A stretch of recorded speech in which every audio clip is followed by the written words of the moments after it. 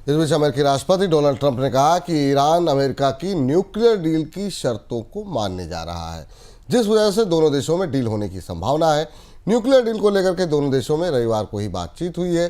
Trump ने बातचीत को शांति के लिए बेहद संवेदनशील बताया है। बातचीत में अमेरिका की तरफ से ईरान पर यूरेनियम प्रोग्राम को बंद करने का भी दबाव बनाया गया। सर, कितनी संभावना है कि अमेरिका और ईरान में ये डील जो है वो होती हुई दिखाई दे? ट्रंप उत्साहित हैं। ट्रंप ने अपनी मिडिल ईस्ट की यात्रा के दौरान कतर में यह कहा कि डील लगभग फाइनल हो गई है।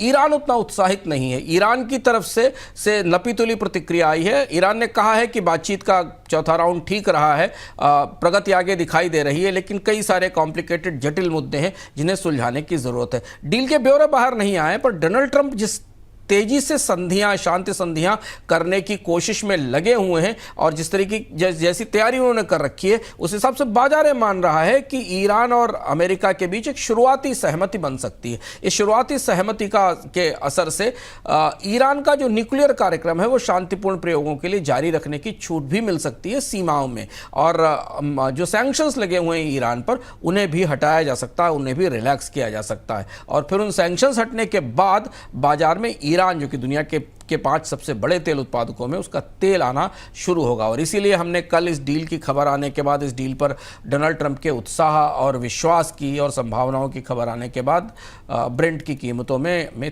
तेज गिरावट देखी, और वो दबाव आज भी हम कच्चे तेल की कीमतों पर महसूस कर रहे हैं, क्योंकि ईरान के तेल की सप्लाई बढ़ने के बाद बाजार में ओपेक के देशों के लिए और ज़्यादा चुनौती खड़ी होगी।